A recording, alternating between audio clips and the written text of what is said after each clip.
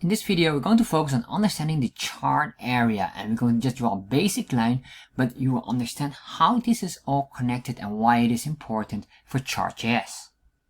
So let's start to explore the chart area in Chart.js 4. First of all, to do this, make sure you have the boiler template, which you can find here on chartjs3.com getting started, and this link you can find as well in the description box. Once you're on here, scroll down and copy this chunk of code and you're good to go. Next, if you want to support my channel, check out my Patreon page here where you get access to multiple source codes, including this one.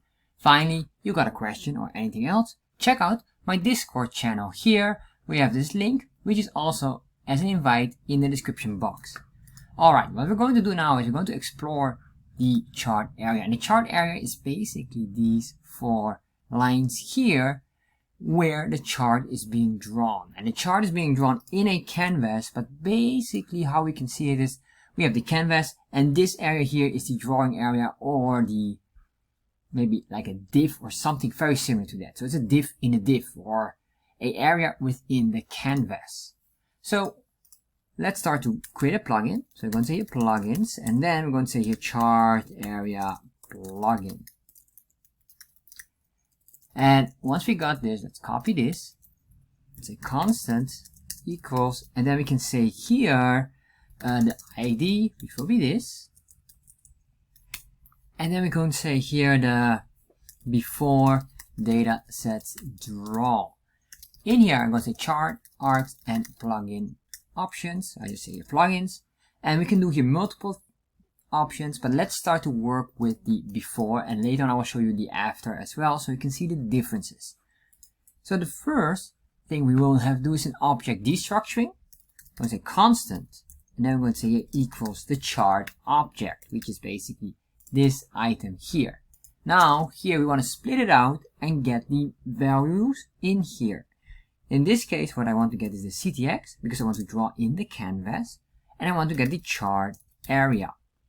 And to understand this object, what I could do here is just say a console log chart. If I save this, refresh, open up the developer tab, you can see here we'll get the information here, and we get here the chart area with all the information, or basically all the coordinates of the chart area.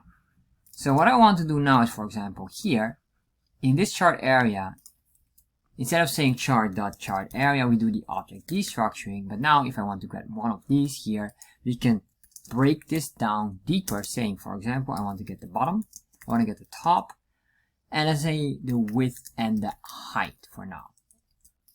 So what I can do now, if I say here console log, and I'll just say here bottom, if I refresh, we now get the bottom value, which is 321.6, and we can confirm this by going to the chart area and see here the bottom here is 321.6, and that is correct. So now you get these coordinates. So how can we use those coordinates to draw something at the back or make a line? So let's start to create a line. So I'm going to say constant, or sorry, not constant, but ctx.save to save all variables above, and then I'm going to say here ctx.begin path. I want to create a new line, but this line or shape will be independent of anything else, and later on I will show you the difference on it. So then I'm going to say ctx.move to create the starting x and y coordinates. So where would I like to start? In this case, I would like to start in this corner here. This here is basically the left line of the chart area. This one is the right line. This is the top. This is the bottom. And from this point to that point, how many pixels in difference this is considered the height, and the width would be the same, but then on the x scale. So from this point all the way to here. So let's say I want to start at, well, we should start at the left, and I realize we should have here left and right as well. So I'm going to grab here the left coordinates, and then we want to start at the very top.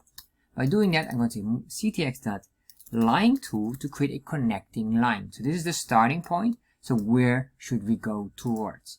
So if we're here, I would like to go down here, here. So this is the bottom right. So I'm going to say your bottom, sorry, not here, but I will say here right. And then I'm going to say your bottom. So we're going to say here the right and bottom. So once I did this, I can say ctx dot stroke to draw the line. If I save that, refresh, you can see here we have this line going from there to there. What we could do is change it. If I would say here, what if I would say, let's add another line. But then I want to go to the back to the left side here. So we're going to say here left bottom. If I save that, oh, of course, it needs to be in the line too, not in the stroke, of course. Save that, refresh. You can see here now the line changes. So what we can do here, or you can see here also, what is the difference if I would just say here, for example, the width.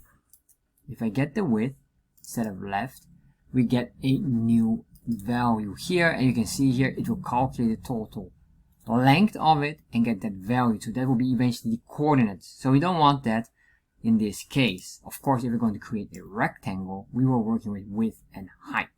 Let me show you that as well. So I'm going to say here, let's do another one, ctx.begin path, and then I'm going to say ctx.fill rectangle. I'm going to create a quick rectangle, and the rectangle will have the x coordinate, the y coordinate, the width, and the height.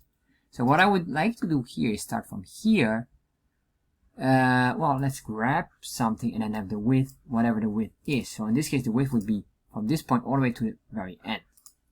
So I'm going to say here, the width will be here. Our x coordinate will be left. And I want to start at the very top. And I want to go to the bottom. That's basically this point here. So I can say how many pixels. If I would say here bottom instead of height, you'll see it will overlap it completely. It goes all the way down. That is not what we want because it calculates now a different number. So what I need to do here is get the height. It will calculate the differences and that will be the length. And as you can see here now, it will nicely attach here to the bottom of the chart area. So what we could do here as well is, let's hide this for now. We don't need this one. The final one is just to show you the difference here. So far we have this here. And we can say here, this is on before draw. So what will happen if I do an after draw? You can see here, if you look very carefully, you can see here the line, the border line, and let me make this more thicker, will be on top. Basically the background as well, but the background is a transparent background. So what I can do here now, if I want to change that, I want to change this, we're going to say here, after. So what happened now, whatever you draw in the chart area will be on top instead of behind the data set. And as you can see here now, we are nicely overlapping the border lines.